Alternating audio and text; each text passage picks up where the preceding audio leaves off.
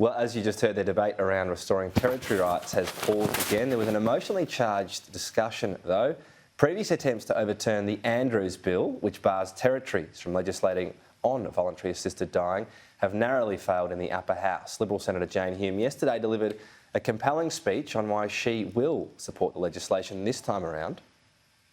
We sat on the bed and he told us how much he loved us, how proud he was of us. He made us promise to look after Mum, and then he mixed up his medicine that he'd been shown how to do, and he drank it. We held his hand. We told him how much we loved him. And about 3 minutes later, he very calmly and very peacefully and very quietly died. I once felt in my heart that it was wrong too. I once voted against this legislation, but I will be voting in favour of it today. With Jane Hume, a very moving speech. It's worth watching. It's easily available online if you do want to see the full version. Joining me live now for more on this, independent ACT Senator David Pocock. Thanks for your time. You're in the chamber for that. I guess that's the thing that moves people and changes votes the most. There's a lot of debate within Parliament. It's sort of pretty impersonal and hypothetical on tax or defence spending, but this can really hit home for people. It was a really moving speech. I don't think there were too many dry eyes in the chamber or the gallery, and I think it really showed just how much people's views have changed on this across the country. People recognise this is about dignity and providing people at the end of their lives with that choice. And to hear about Senator Hume's dad, Steve, dying surrounded by family at a time of his choosing rather than having an agonising death, humanises what can just become a debate about territory rights and should or shouldn't the territories have the same rights as states to debate and legislate voluntary assisted dying. And some of the latest polling shows that the vast majority of Australians support the territories having the same rights when it comes to this. The vast majority support voluntary assisted dying, including Catholics and Anglicans across Australia. I think 80% of them support voluntary assisted dying now. I think the interesting part about this debate is you sort of do understand in many ways the opposition to it, just the nature of how we feel about human life. And that almost, for me, haunting image of having there's a cup of water on the desk over there, but you could have a cup of something mixed in that's going to end someone's life. That sort of finality of it. I guess that's what is still hard to overcome for people. There's a religious aspect for some people, but for other people it just feels like a sanctity is being transgressed there. Do you understand opposition to it? Does that make sense to you? Absolutely, and I really acknowledge that this is an issue that people have really deeply held views on. I think Senator Hume's speech really showed what really well thought out voluntary assisted dying schemes give people with terminal diagnoses. And in all of this, I think the thing that we need to remember is that without these schemes, people are taking matters into their own hands. In New South Wales, 1 in 5 people who commit suicide over the age of 40 have a terminal diagnosis. So people either in their hands, in many cases medical professionals, it's the saying will make them as comfortable as possible, and everybody sort of has a nod and a wink as to what that means. That's what happens. It happens in reality, right?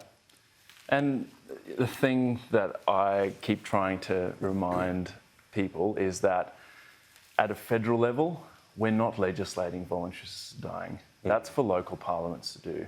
And we've seen across the country, every state run extensive consultations, a lot of debate, and ultimately legislate it. It's now just the territories who can't do that. I mean, realistically, we know in Canberra it will happen. There'll be support for it, it'll pass a parliament. So you can say, well, it's just the power, but we know the power will be used.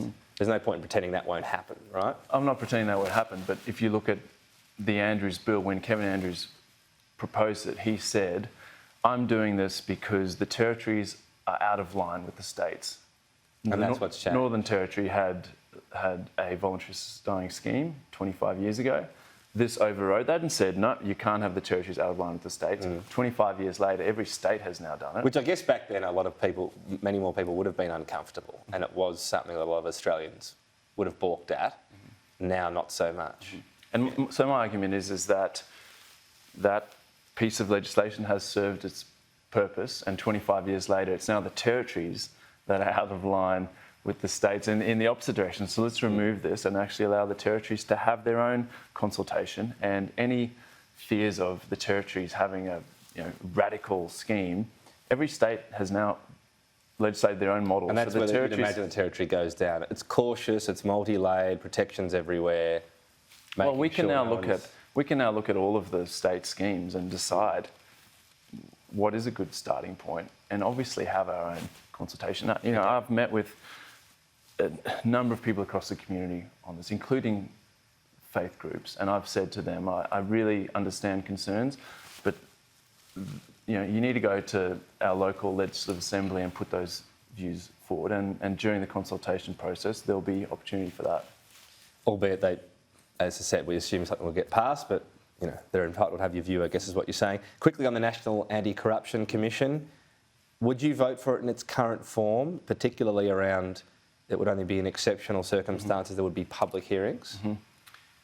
I don't think it needs to have that clause about exceptional circumstances. This is already only looking at serious or systemic corruption, so that's already quite a high bar. And if we're saying we're going to set up an integrity commission that we're going to trust to actually investigate corruption, then I think we should actually trust them to determine if something is in the public interest to be public. And there are benefits in these cases to have public hearings. It allows other people who otherwise wouldn't know that the investigation's ongoing, who may have information, to come forward, and if done in the right way, can start to rebuild trust in politics at a time where we desperately need. So would you vote for it in its current form? It does have that clause, obviously.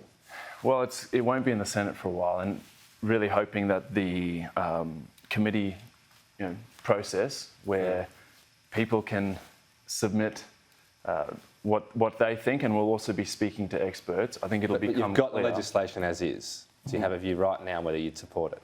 I've got real concerns around having such a high bar for public hearings. So you'd lean towards no at the moment. Is that fair to say?